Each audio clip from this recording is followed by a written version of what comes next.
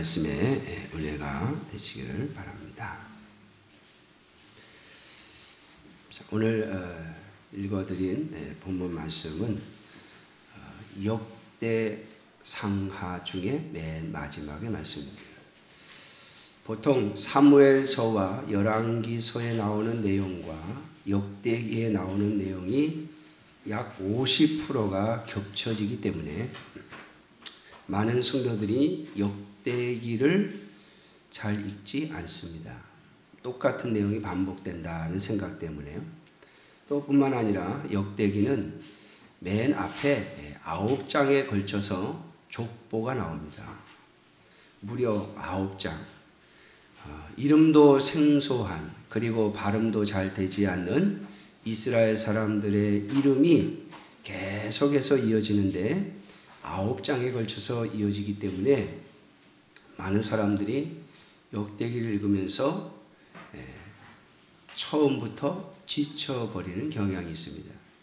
그래서 역대기를 가리켜서 누가 별명을 붙였는데 성경의 수면제라 이렇게 별명을 붙였다고 해요. 읽다 보면 그냥 스스로 졸리는 거예요. 자연스럽게 잠이 온다. 그래서 역대기를 수면제라 그렇게 말하기도 한답니다.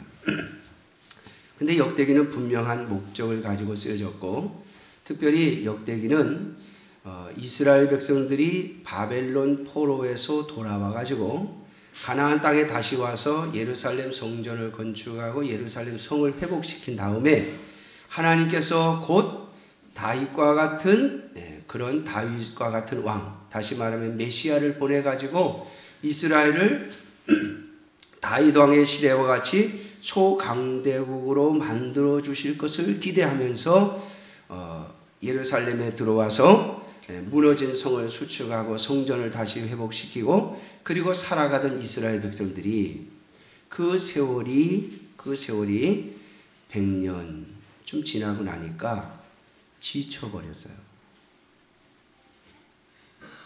여러분, 우리의 신앙생활도 그렇지 않습니까? 처음에 예수님을 믿을 때는 얼마나 열심히 하는지. 그래서 처음에 예수님 믿을 때는 열정적으로 교회에 나옵니다. 그런데 이제 한 집사쯤 되면 슬금슬금 이제 빼먹기 시작하죠.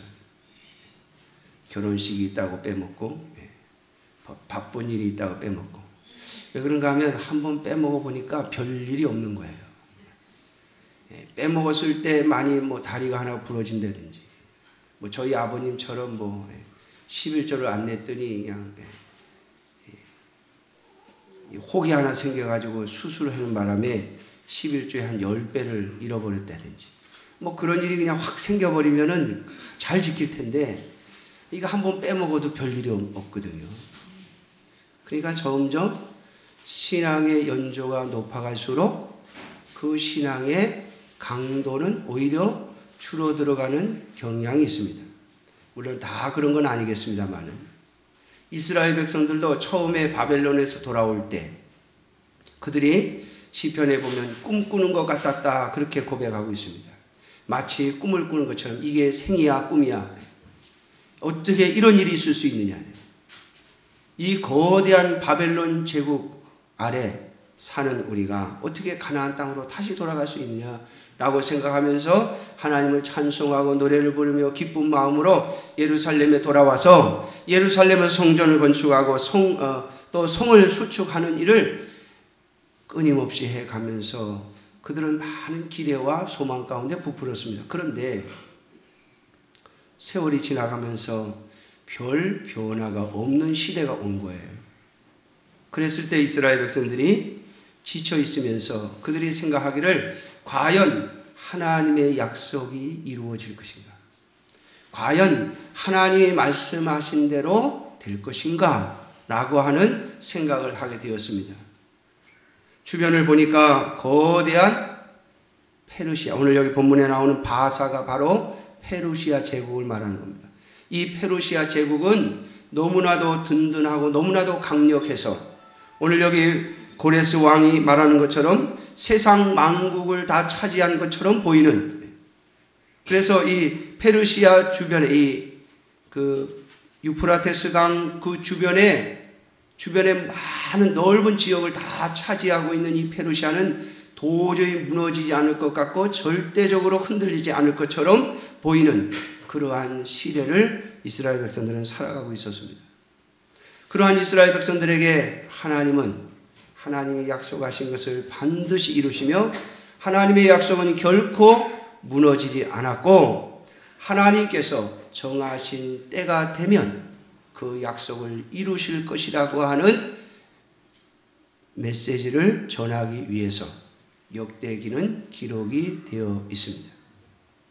그래서 이스라엘 백성들이 가나안 땅에 와서 살고 있는 것, 그들의 조상들은, 그들의 부모들은, 그들의 할아버지 할머니들은 바벨론 땅에서 이 노예 생활을 하던 사람들이었는데 그들이 지금 가나안 땅에 돌아와서 살고 있는 것은 그것은 하나님의 특별하신 은혜였고 하나님의 역사하심이었고 하나님의 간섭하심이었기 때문에 앞으로도 하나님의 간섭하심은 계속될 것이고 하나님께서 정하신 때가 되면 하나님은 반드시 메시아를 보내주실 것이라고 하는 약속을 선포하고 있는 것이 바로 역대기입니다. 하나님께서 다윗에게 말씀하신 것처럼 내가 너의 집을 영원히 세워주겠다.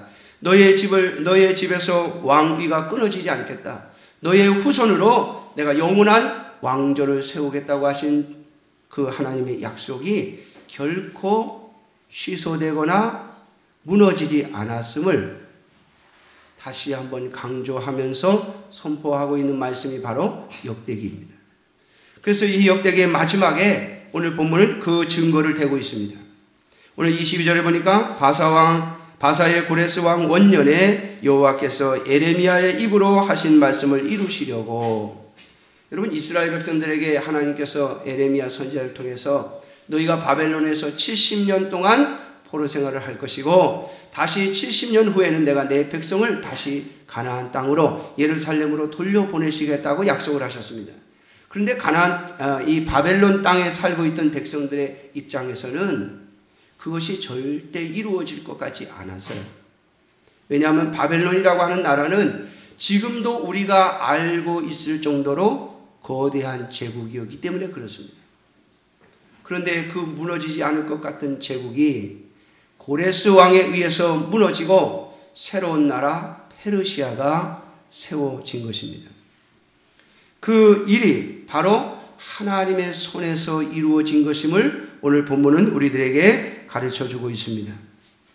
에레미야의 입으로 하신 말씀을 이루시려고 하나님은 이스라엘 백성들을 가나안 땅에서 예루살렘에서 데려온 이 바벨론 나라를 무너뜨리시고 새로운 나라 페르시아를 세우시고 그 페르시아의 첫 번째 왕인 고레스의 마음을 움직이셔서 이스라엘 백성들에게 다시 가나안 땅에 돌아갈 수 있는 길을 열어주신 것이죠. 사랑하는 성도 여러분, 오늘도 하나님은 살아계셔서 하나님의 때를 기다리고 계시며 하나님의 약속을 이루실 때를 점검하고 계심을 잊지 않는 저와 여러분들이 되시기를 주님의 이름으로 축원합니다. 제가 이번에 중국에 가서 3일 동안 성경을 가르치고 왔는데 거기는 날씨가 얼마나 추운지 여기 오니까 좀 살 것 같아요. 거기는 밤에는 영하 20도, 낮에는 영하 15도 그러더라고요. 얼마나 추운지 가자마자 목이 잠겨가지고 이 찬 기운을 쐈더니 목이 잠겨가지고 강의하는데 굉장히 힘들었어요. 그런데 하나님께서 은혜를 주셔서 거기서 어느 성도님이 무슨 이렇게 목에 좋은 이 차를 타줘가지고 그걸 마시면서 계속 강의를 하고 왔습니다. 근데 제가 이번에 강의를 하고 난 후에 한 목사님 내외가 저에게 그렇게 부탁하는 거예요. 목사님, 이 다음에는 우리 교회도 와서 좀 강의를 해 주십시오. 근데 그 교회가 어떤 교회인가 하면 우리 옥합 선교회가 맨 처음에 중국에 선교를 할 때 처음에 그 성경을 가르쳤던 두 교회 중에 하나입니다. 그런데 거기서 2년 동안 두 교회를 왔다 갔다 하면서 성경을 가르쳤는데 거기 목사님이 교회 건축비 빚진 것을 잔뜩 남겨놓고 적당히 자기 몫을 챙겨가지고 미국으로 도망가 버렸어요. 관광 비자를 가지고 미국으로 쓱 가가지고 관광 간다고 나가가지고 미국에서 안 돌아와요. 마지막에 그냥 나 미국 가니까 나머지는 알아서 니네들이 해라 그러고 교회의 빚을 잔뜩 남겨놓은 교회를 그냥 내팽개치고 미국으로 가버렸어요. 그 바람에 그 다음에 어떤 여자 목사님이 들어왔는데 너무너무 어려우니까 이 목사님은 누가 와도 그냥 거들떠도 안 보는 거예요. 뭐 이렇게 좀 재정적으로 좀 도움을 주면 모를까 그런 상태가 아니면은 그냥 잘 모르고 그다음에 또 관심도 없고 교회가 지금 엉망이니까 말이죠. 그랬던 교회인데 그 교회가 몇 년 만에 다시 회복이 되어 가지고 제가 이번에 가서 물어봤어요. 건축비 남은 거 다 어떻게 했어요? 그랬더니 이제 거의 다 갚았대요. 그러니까 이분들이 이제 정신이 나가지고 성경 공부한다 그러니까 이제 왔는데 강의를 듣고 나서 그분들이 하는 말이 목사님 다음에는 우리 교회 와서 좀 강의해 주면 안 되겠느냐. 근데 사실 저희 옥합성교회에서는 그 교회에 가고 싶은 마음이 있었거든요. 근데 뭐 거기 교육자가 바뀌어 버렸고 또 그 상황이 그렇게 되질 않아서 마음만 있었지 거기에 대해서 어떻게 마음을 펼 수 있는 그런 입장이 아니었어요. 그런데 하나님께서 몇 년 만에 싹 정리를 하시더니 제가 이번에 가서 공부 가르치는 교회에 그분들이 차 타고 한 20-30분 찾아와가지고 공부를 하면서 은혜를 받고 그리고 자기네 교회에서도 강의를 해달라 요구할 정도가 되었어요. 아, 이제 다시 그곳에 들어갈 수 있겠구나 하는 생각을 지금 하고 있습니다. 제가 그걸 보면서 그런 생각을 해요. 아, 하나님께서 정해놓으신 때가 있구나. 우리 옥합성교회가 그쪽 지역에 처음 들어갔던 곳이라서 거기에 대한 마음이 있어요. 첫사랑이기 때문에. 근데 그곳이 상황이 너무 안 좋아서 갈 수가 없어서 그 옆에 있는 도시의 한 교회로 저희들이 성경을 가르치러 가면서 언젠가 처음에 갔던 그곳을 다시 갈 때가 왔으면 하는 마음으로 다녔더니 하나님께서 이제 그 길을 여시는 것 같아요. 제가 이것을 보면서 하나님이 정하신 때가 있구나. 그것을 보면서 참고 기다리고 기도하고 있어야 하는 것이 바로 우리의 사명이 아니겠는가. 오늘 이스라엘 백성들에게도 같은 원리로 주님은 말씀하고 있는 것입니다. 너희가 지금은 초라해 보이고 크게 변화가 없는 것처럼 보인다 할지라도 잘 참고 견디고 신앙을 유지해라. 하나님의 약속을 믿고 그 약속을 기다리는 자들로 살아가라 말씀하시는 것이죠. 그래서 이 역대기는 구약 성경 중에 가장 마지막에 기록된 성경입니다. 우리가 볼 때는요, 여러분, 우리가 볼 때는 중간에 있지만은 이스라엘 사람들이 성경을 배열한 순서를 보면 이 역대기가 맨 마지막에 있어요. 뒷부분에 있다 이 말이에요. 그러니까 이 말씀은 이스라엘 백성들에게 너희가 지금 너희 눈으로 볼 때에 이 페르시아 제국이 무너지지 않을 것 같고 하나님의 약속이 이루어지지 않을 것처럼 보인다고 해서 신앙을 흐트러뜨리면 안 된다는 거예요.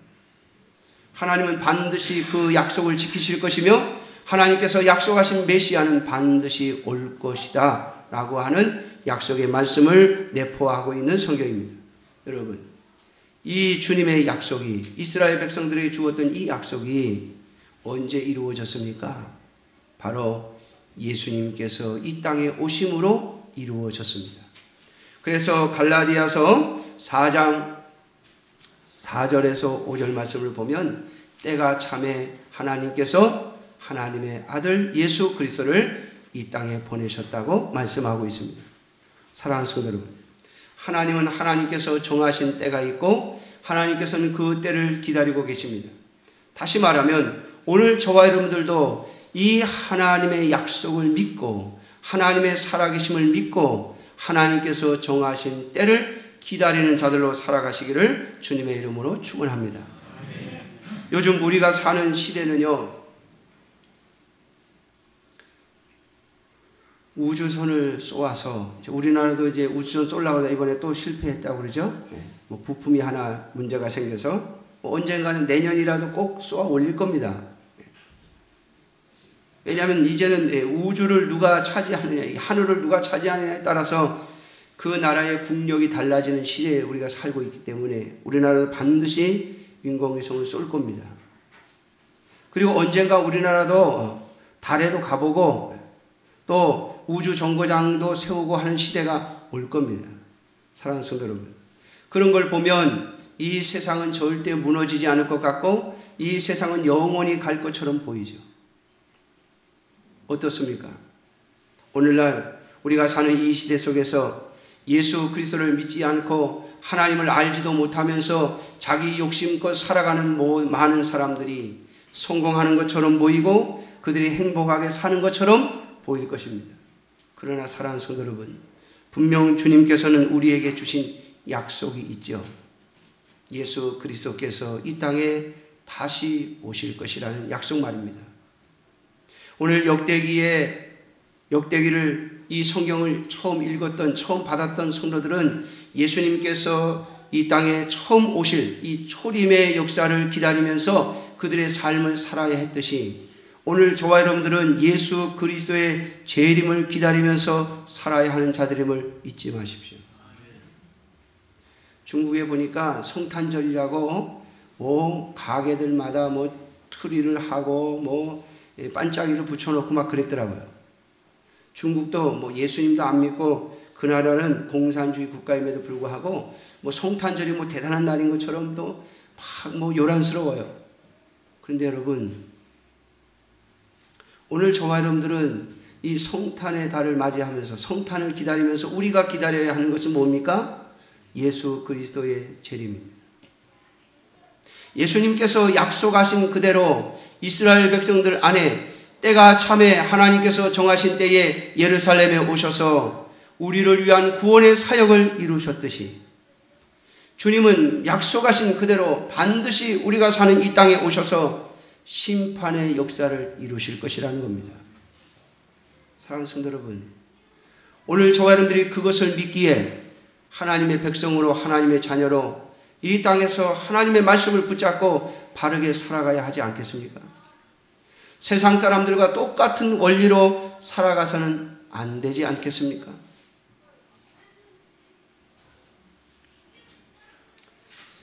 그 두 교회 중에 한 교회는요, 좀 이상한 목사님이 들어와가지고 아주 교회가 엉망이에요. 여러분, 우리 한국은 교회가 마음에 안 들거나 목사님이 마음에 안 들면 교회를 옮길 수 있죠. 근데 중국이라는 나라는 좀 특이해서 우리 여기 마성만한, 마성보다 요즘 너무 커져가지고요. 옛날 마성만한 이런 동네에 교회가 딱 한 개입니다. 한 개. 교회가 하나예요. 다른 교회를 나가려면 차를 타고 20-30분 나가야 되는데 그렇게 되면 중국에서는 너는 왜 이 도시에 살면서 왜 남의 도시에 교회를 다니냐 이러면서 비난을 받는 그런 분위기예요. 그러니까 한 지역의 교회가 덜렁 하나니까 목사님이 좀 마음에 안 들어 교회를 옮길 수가 없어요. 뿐만 아니라 목사님이 마음에 안 든다고 성도들이 전부 도장 찍어갖고 목사님 나가시라고 할 수도 없는 나라가 중국이에요. 왜냐하면 목사님을 임명하는 것은 종교국에서 해요. 종교국에서. 그러니까 교회하고 신앙하고 전혀 관련이 없는 당원들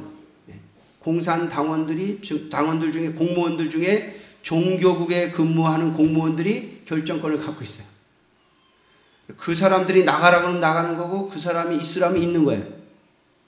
그러니까 목사님이 들어오셔가지고 술도 잡수시지, 노름도 하시지, 교회 재산 하나씩 팔아먹지.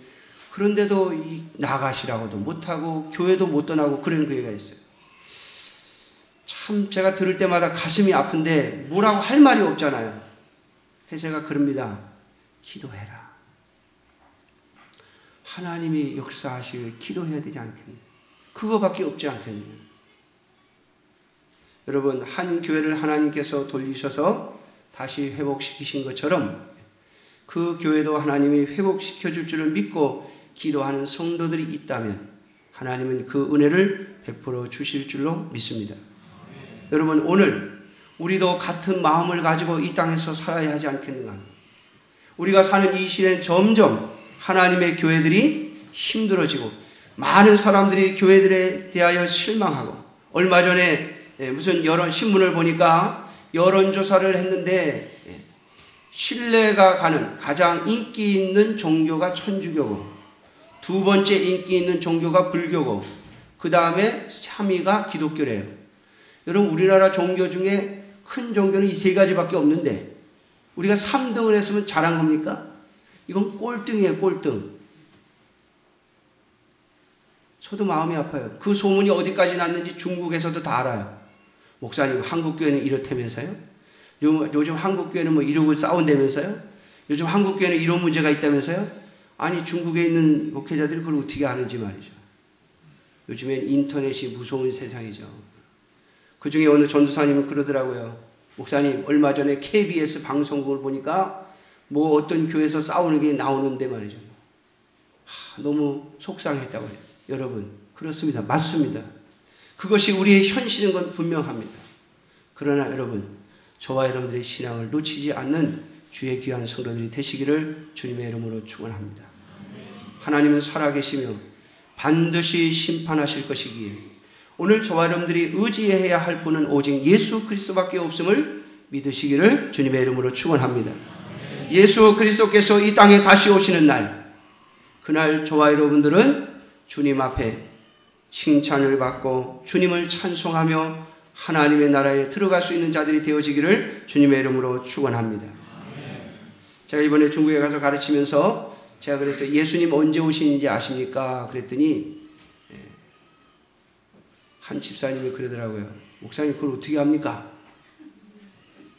그걸 알면 이단이지요. 그러더라고요. 여러분, 예수님이 언제 오신다, 이걸 날짜를 딱 정하는 교회가 있다면 그건 이단입니다. 언제 예수님 오신다, 그러면 그건 이단이에요. 옛날에 1992년 10월 28일 날 예수님 오신다 그래갖고 한국이 들썩들썩했죠. 여러분, 참 우리 성도들이 얼마나 어리석은지. 성경에 분명히 예수님도 모른다고 그랬는데, 그죠?